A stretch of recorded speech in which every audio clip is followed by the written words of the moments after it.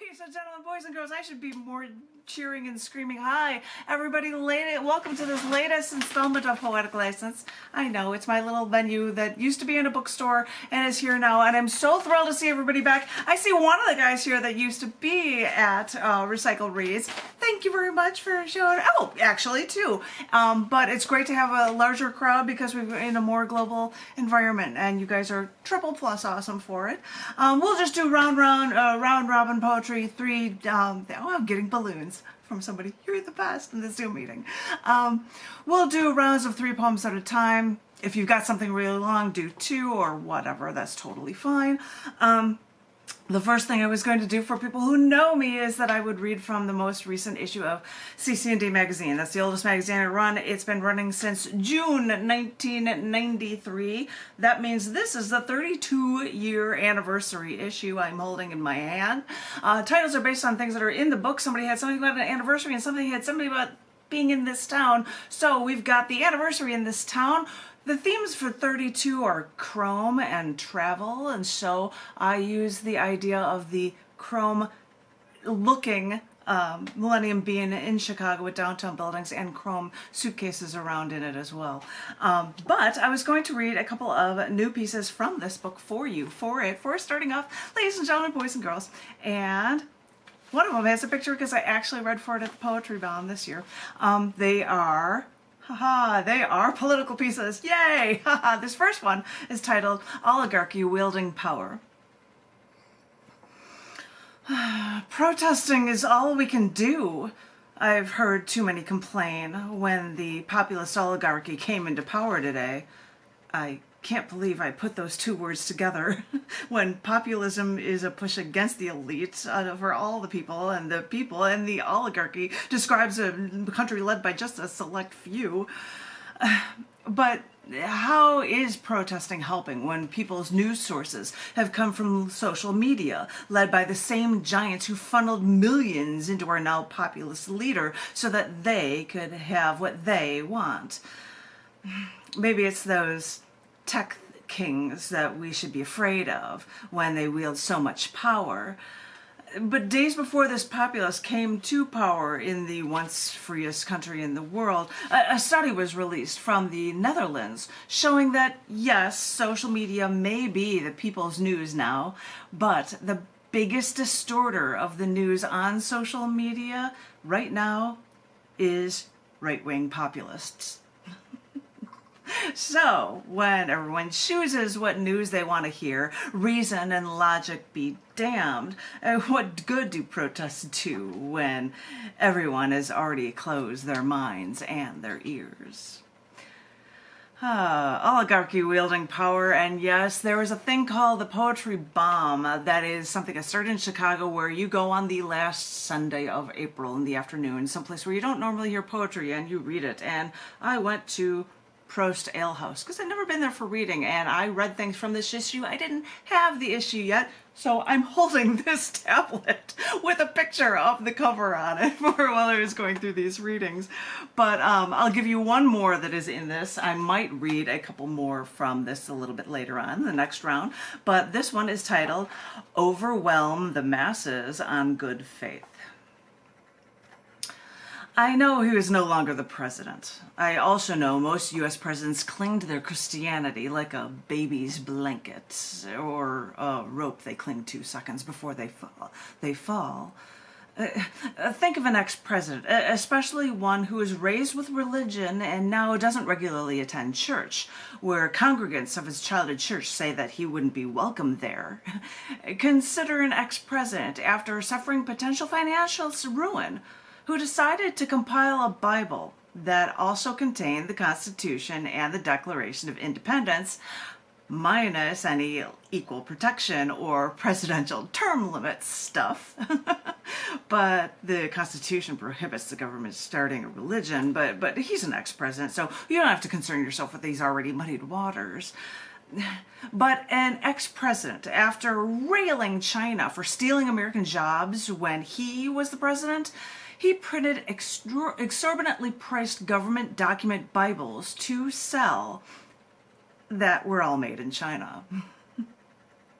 Think of it as a politician who used religion with capitalism to get out of a financial disaster. Is it starting to make sense now? His lack of connectivity to a church. I didn't say lack of faith. I cannot in good conscience make that claim. But his lack of connectivity to a church may have allowed the egomaniacal to use the evangelical by pulling on their religious heartstrings so that he could overwhelm the masses by rallying people around his message. I used to believe in abortion, but now I don't. That kind of thing. I used to hang with Democrats, but now I don't, because you found a religious group that you could exploit to get your way. Because by now it's clear that it's all become one big performance art show, where he plays a part to get what he wants. And I'm a performance artist. I get it. But I didn't know that such a painful performance art could rule this free world twice. Sorry I got to vent, ladies and gentlemen, boys and girls. That was the end of two pieces that I wanted to share with you, and then I wanted to share one more with you, and it was an editorial that was in the Examiner News on April 7th, 2025. It is a piece that is titled, "Museums Should Tell the Truth, Not Just the Comfortable Parts." And this was written by your Zoom host, John F. McMullen. President Donald Trump recently signed an executive order removing items from the Smithsonian and other national museums that he considered un-American. This follows a series of eyebrow-raising moves, from floating the idea of buying Greenland to suggesting the annexation of our friendly neighbors. Although it may not be clear, this unbelievable arrogance is worse than all of the previous nonsense. It is destructive, un-American, and is an insult to the people, while bringing the moves of an evil dictatorship to my mind, if not to yours. He can't decide what it means to be American. The people decide. It's an evolving process, and we should remember our past mistakes. Often, it was the work of unpopular individuals who took risks to convince the rest of us that all men, regardless of race, should be free. Then women fought for the right to vote. The Civil Rights Act followed, and since the first Constitutional Congress, we've been shaping American values. Our acceptance of sexual preference is part of the ongoing transformation. In every case, art and music have played a role in reflecting and driving culture forward. These elements should be highlighted to show both where you were and how far we've come. Trump's actions to alter the representation of American history are not only misguided, but also deeply troubling.